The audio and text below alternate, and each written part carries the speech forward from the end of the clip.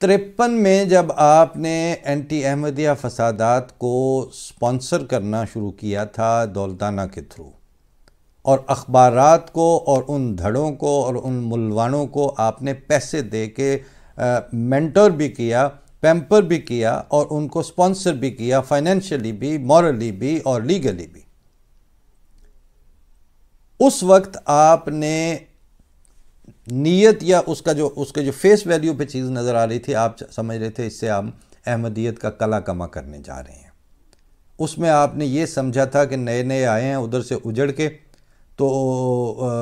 ابھی ان کو جو نیل ان دا بڈ جو ہے وہیں پہ ہی ان کو ختم کر دیا جائے گا۔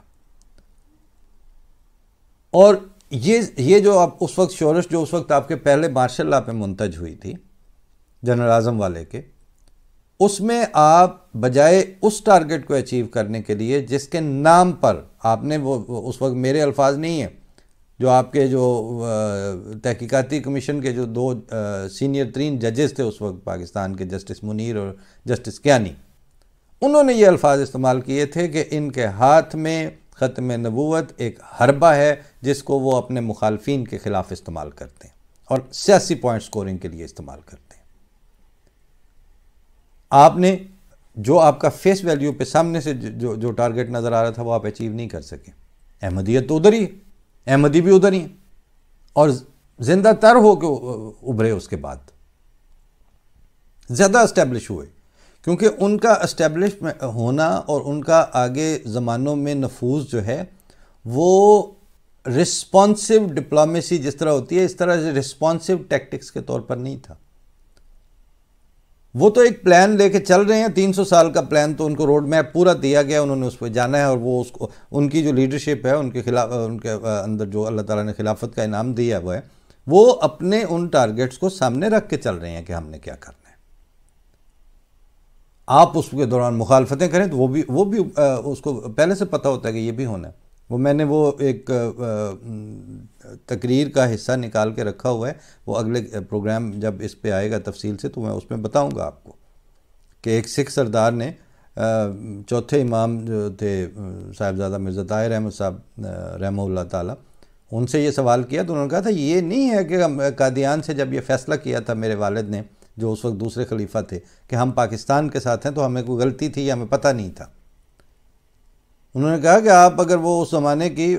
چیزیں دیکھیں جو ان کے خطبات تھے تو وہ انہوں نے کہا تھا کہ اتنے برے حالات مجھے وہاں پاکستان میں نظر آ رہے ہیں کہ اگر میں اب بتا دوں جن احمدیوں کے دل کمزور ہیں ان کے سینے شک ہو جائیں، دل پھٹ جائیں، ان کے برداشت نہیں کر سکتے وہ ان کو۔ لیکن ان ساری مصیبتوں کو سامنے رکھنے کے باوجود ہمارا جینا مرنا جو ہے وہ مسلمانوں کے ساتھ ہے، وہ نان مسلمز کے ساتھ نہیں ہے۔ وہ علیحدہ ایشو ہے، میں اس پہ بعد میں اگلے ظاہر ہے اس کے لیے ایک انڈیپینڈنٹ پروگرام چاہیے۔ لیکن 53 نے آپ سے وہ ماحول چھین لیا جس میں سب کے موقف کا احترام کیا جانا ممکن تھا۔ آپ کو وہ ٹارگٹ حاصل نہیں ہوا جو کرنے کے لیے وہ ساری شورش سپانسر ہوئی تھی، مگر آپ سے وہ ماحول چھن گیا جس میں باقیوں کے دوسروں کے موقف کا احترام کرنا ممکن ہوتا ہے۔ 74 میں آپ نے جو دوسری ترمیم کی تھی اس میں آپ سے وہ ٹارگٹ پھر بھی آپ اچیو نہیں کر سکے، نان مسلم ڈکلیئر کر دیا، لیکن وہ تو اسی طرح مسلمان رہے، ان کے عقائد میں تو کوئی فرق نہیں آیا، نہ انہوں نے نمازیں پڑھنی چھوڑی، نہ انہوں نے کلمہ پڑھنا چھوڑا، نہ انہوں نے آن صلی اللہ علیہ وسلم پہ درود پڑھنا چھوڑا، نہ قرآن شریف، بس جتنے بھی by all means they continued to be Muslims. اور آپ کے مسلمان رہنے کا جو پروسیس تھا اس میں دراڑ پڑ گئی، آپ سرکنا شروع ہو گئے، ہٹنا شروع ہو گئے دور اس اسلام سے جو اسلام مینز پیس، اور آپ کے وجود سے پیسفل ریڈیشنز نکلنی 73 کی آئینی ترمیم کے بعد ممکن نہ رہیں آپ کے لیے۔ آئینی طور پر آپ نے وہ ڈھانچہ تباہ کر دیا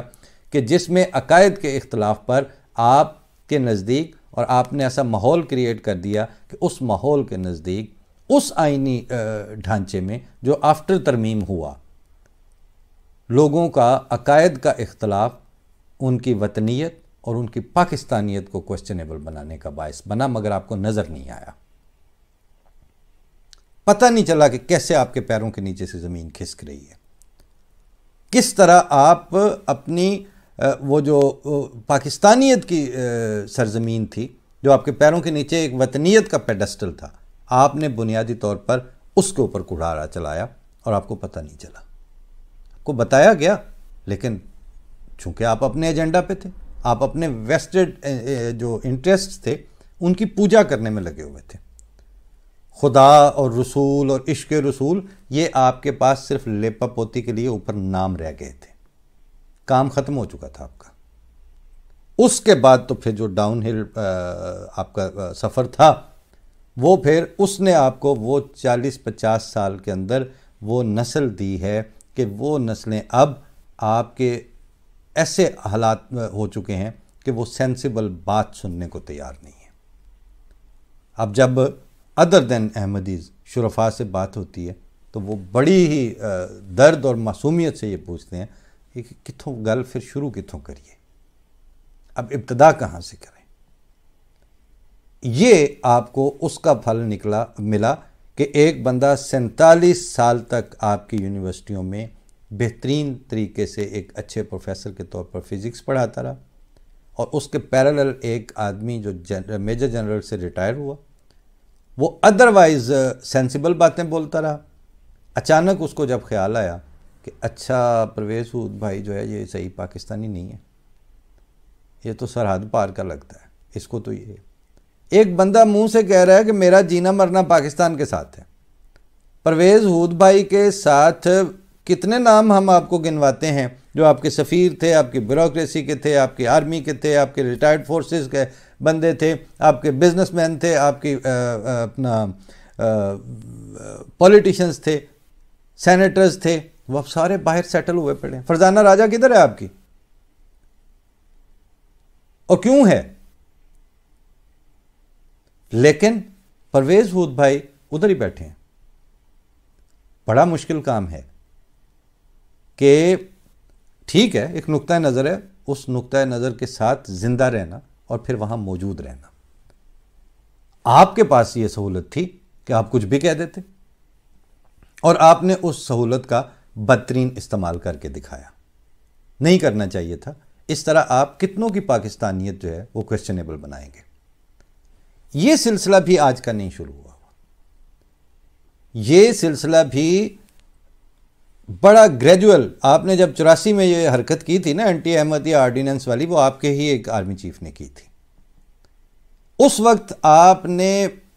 سوشل فائبر کے انتہائی مائکرو لیول پر جا کے اس میں آپ نے وہ دراڑیں بنانی شروع کی، اور ان دراڑوں کے بھی واقعات ساتھ ساتھ ہیں۔ پروگرام کا ٹائم زیادہ ہو رہا ہے، میں کیسے وہ آفیسرز میس کے اندر کس طرح آپ نے وہ دھڑوں کے اوپر، اور ایک فرقے کو دوسرے فرقوں کے اوپر، اور ایک شزمز کے اوپر دوسرا ازم، اور ایک بریلوی المسلک اور اہل حدیثیت اور سنی ازم، اور اس کو شیعہ کے اوپر ان کا سپرمسٹ بنا کے اسٹیبلش کرنا، یہ پروسیس کیسے کیسے شروع ہوا، ہم ان کے بھی چشمدید گواہ ہیں۔ ہمارے سامنے واقعہ گزرا ہے ایک زمانہ ہماری نگاہ سے۔ ایسے نہیں ہے کہ آپ بات کر دیں تو آپ کی بات کی سمجھ نہ آئے، بہت بری طرح سمجھ آتی ہے اور پوری طرح سمجھ آتی ہے۔ لیکن سردست میں وہ جنرل شعیب کے اوپر، ان کے بھی ایک سینئر، بلکہ وہ پرویز مشرف کے بھی سینئر ہیں ریٹائرڈ، ان سے بات ہوئی تو بہت اپسیٹ تھے، تو کہتے ہیں کہ شعیب امجد چنگا بھلا بندہ سی، انہیں پتہ نہیں ہے کی کیتا ہے، ادروائز ہی واز فائن۔ تو وہ جیسے ریٹائرڈ بھی وہ ونس ملٹری مین تو پھر فار ایور وہ ان کا سٹائل وہی ہو جاتا ہے، تو امجد کو تو وہ امجد ہی کر کے بات کر رہے تھے۔ اس پہ بھی کئی درمیان میں پھر باتیں یاد آتی ہیں، لیکن بہرحال اگلی دفعہ سے آخری بات انہوں نے کہی، کہتے ہیں میں نے ایک ڈرامہ دیکھا تھا جس میں وہ پارٹیشن میں کوئی لڑکی ادھر کی ادھر چلی گئی، ادھر کی ادھر ہو گئی، تو وہ ادھر والی جو تھی وہ وہاں امرتسر سے آگے کسی جگہ ان کے قابو آ گئی، پھر انہوں نے اس کو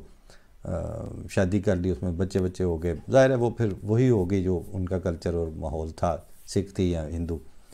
تو ایک دن لمبے عرصے کے بعد بچے بھی بڑے ہو گئے تھے، تو کسی بات پہ کسی بچے نے کوئی بے ادبی کی ہوگی کسی اسلامی شعار کی، تو ماں ڈانٹ رہی ہے اور پیو جو ہے وہ اس وقت بڈھا ہو چکا ہے، تو وہ وہاں پہ منجی پہ بیٹھا بیٹھا کہتا ہے اندروں اے مسلی ہے حالے تک۔ بات یہ ہے کہ وہ کرنل صاحب نے پھر کہا، کہتے یار شعیب میں تو چنگا سمجھتا صاحب یہ اچھا انلائٹنڈ ہے، لیکن اندروں اے مسلی نکل رہا ہے، کہ مطلب یہ کہ وہ جو ایک ہے تنگ نظری وہ اب جان نہیں چھوڑ رہی، کیونکہ وہ اب جان چھوڑے کیسے جب یہ سروس کر کے ریٹائر ایج تک آئے ہیں، وہی تو 40-50 سال وہ تھے جس میں آپ کی مینٹیلٹی کا بیڑا غرق کیا گیا ہے۔ اس کے بعد اب سر چھپائے گی بے قراری کہاں، جب دل بے قرار ٹوٹ گیا۔ اپنا شعر کوٹ کرنے پہ معافی چاہتا ہوں، ڈاکٹر پرویز پروازی صاحب نے کہا کہ اپنے نہیں کوٹ کرنے چاہیے، لیکن اب وہ بالکل وہاں پہ برمحل آ گیا، تو میں اسی پہ فی الحال آج کے پروگرام سے اجازت لیتا ہوں کہ سر چھپائے گی بے قراری کہاں جب دل بے قرار ٹوٹ گیا۔ فی امان اللہ، السلام علیکم ورحمۃ اللہ۔